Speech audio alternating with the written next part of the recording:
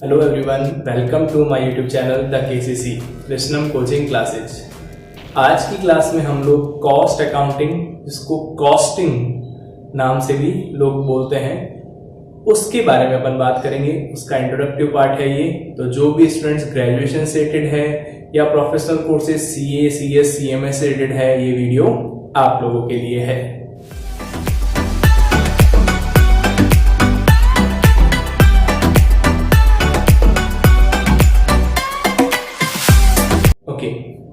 तो कॉस्टिंग की बात एक तरीके से तो की जा सकती है कि मैं फटाक से बुक उठाऊं, थ्योरेटिकली फटाफट से डेफिनेशन पढूं और एक्सप्लेन करना स्टार्ट करूं आपके सामने। लेकिन अगर अपन कॉन्सेप्चुअली बात करें तो बेसिकली एक एग्जांपल से अपन कॉस्टिंग को समझ सकते हैं। जब भी कभी अपन के घर में, या तो अभी आपको मौका मिला होगा या आगे फ्यूचर में मिलेगा, कि आप लोग अपना घर बनाओगे या बन रहा है आपका घर, तो जब भी कभी घर बनता है तो उसके अंदर क्या क्या रिक्वायरमेंट्स होती है आप सबको पता है। फर्स्ट, मटेरियल्स खूब सारा, देन उस मटेरियल को लेबर कन्वर्ट करती है हाउस में, तो लेबर खूब सारी, और देन कुछ ओवरहेड्स जो कि रिक्वायर्ड होते हैं घर को बनाने के लिए।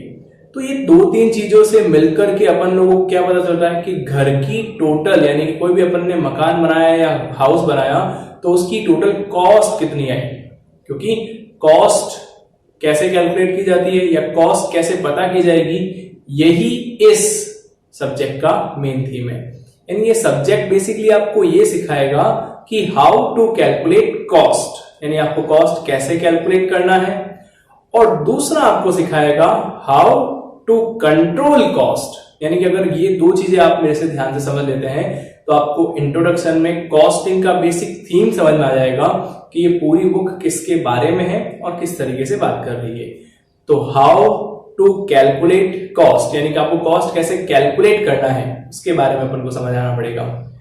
तो सीधी सी बात है, जैसे मैंने आपको बोला कि कोई भी प्रोडक्ट बनता है, चाहे भले वो हाउस बन रहा हो या फिर कोई प्रोडक्ट बन रहा हो, जैसे एक छोटी सी टॉफी से लेकर बड़े से बड़ा कोई भी आइटम आप इमेजिनेशन में ले लीजिए, सबके अंदर ये तीन एलिमेंट्स के अंदर ही वो प्रोडक्ट पूरा बनके तैयार होता है। यानी कि बड़ी बड़ी कंपनीज जो भी अपना बिजनेस करती है तो उसमें अपनी कॉस्ट भी कैलकुलेट करती है, और कॉस्ट को कैलकुलेट करने के लिए बेसिकली तीन एलिमेंट्स की रिक्वायरमेंट होती है। Elements of cost, material cost, यानी कोई भी प्रोडक्ट बनता है तो उसके अंदर रॉ मटेरियल्स की रिक्वायरमेंट होगी, फिर रॉ मटेरियल कन्वर्ट होगा फिनिश गुड्स में, तो फॉर दैट पर्पस लेबर की रिक्वायरमेंट होगी जो रॉ मटेरियल को फिनिश गुड्स में कन्वर्ट करेगा या फाइनल प्रोडक्ट बनाएगा, तो लेबर की रिक्वायरमेंट। एंड देन थर्ड, जो लास्ट थिंग जो इंपॉर्टेंट है वो है ओवरहेड्स, जिसको अपन अदर एक्सपेंसेस के नाम से भी अपन बोल सकते हैं।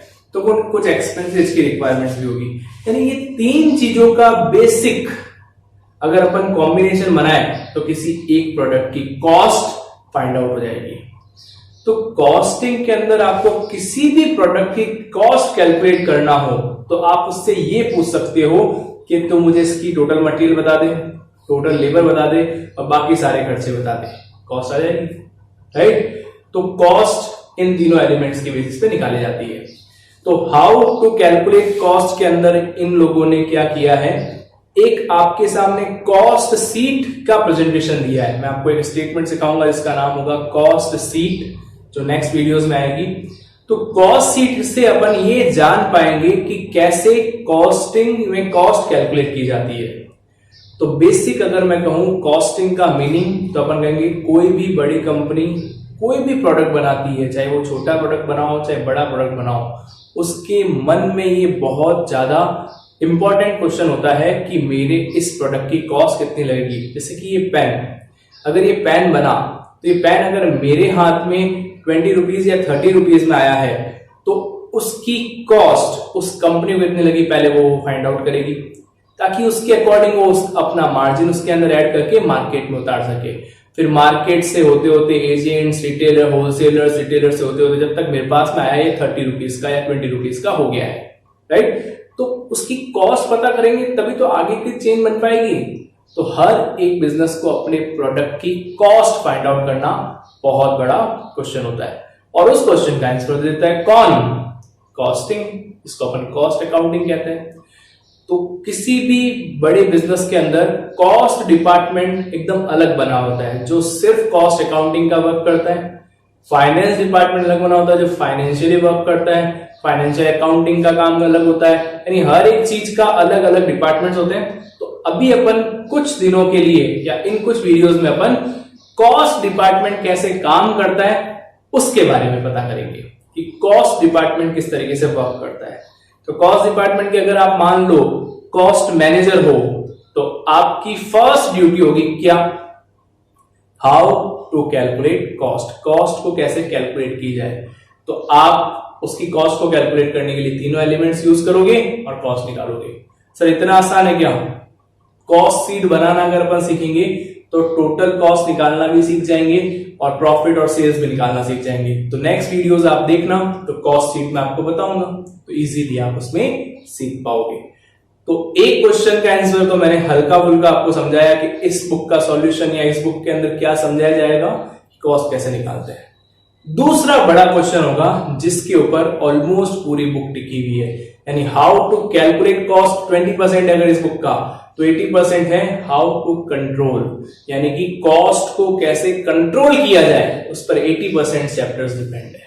यानी कि आपको यह भी समझना पड़ेगा साथ ही साथ कि कॉस्ट को कैसे कंट्रोल करना है। एक बड़ा कॉस्ट डिपार्टमेंट या बड़ी कंपनी के अंदर कॉस्ट डिपार्टमेंट क्या सिर्फ कॉस्ट कैलकुलेट करने के लिए बना हुआ है? नहीं, उसका एक और टारगेट भी होता है। क्या? कि हम लोग कैसे कॉस्ट को कंट्रोल करें, ये भी बहुत इंपॉर्टेंट रोल होता है उन लोगों का। यानी कि वो लोग पूरे डे टू डे रोज ये वर्क करते रहते हैं कि कैसे भी करके सबसे कम से कम कॉस्ट लगे किसी प्रोडक्ट को बनाने में, ताकि हम मार्जिन कमा पाए और हमारे कंपीटिटर से, यानी कि हमारा जो कंपटीशन में जो कंपनी है उसके बेसिस पर अगर हमने कम कॉस्ट में अच्छी क्वालिटी का प्रोडक्ट बना दिया तो हम उससे कंपटीशन में जीत जाएंगे और हमारा प्रोडक्ट ज्यादा अच्छा चलेगा। हम अच्छे डिस्काउंट्स दे पाएंगे, हैवी डिस्काउंट्स दे पाएंगे अपने कस्टमर्स को, तो ऑटोमेटिकली हमारी कंपनी की मार्केटिंग होगी और हमारे प्रोडक्ट का प्रमोशन होकर के प्रोडक्ट ज्यादा बिकेगा।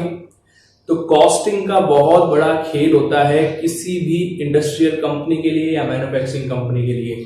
तो इसीलिए एक अलग से इन्होंने चैप्टर या कह सकते हैं पूरी बुक सब्जेक्ट बना दिया कि आप लोग कॉस्टिंग सीखो और कॉस्ट अकाउंटिंग को अच्छी तरीके से अप्लाई करके, और डिफरेंट कोर्सेज भी अवेलेबल है, जैसे कि आप सब लोगों को पता ही है कि इसके लिए कोर्स भी अलग से अवेलेबल है। तो आप CMA जिसको अपन कहते हैं वो करके आप टोटल कॉस्ट का ज्ञान ले सकते हो। तो मेरा कहने का मतलब क्या है, कॉस्ट मैनेजमेंट या कॉस्टिंग की बुक कैलकुलेशन के साथ साथ कंट्रोल को सिखाएगी।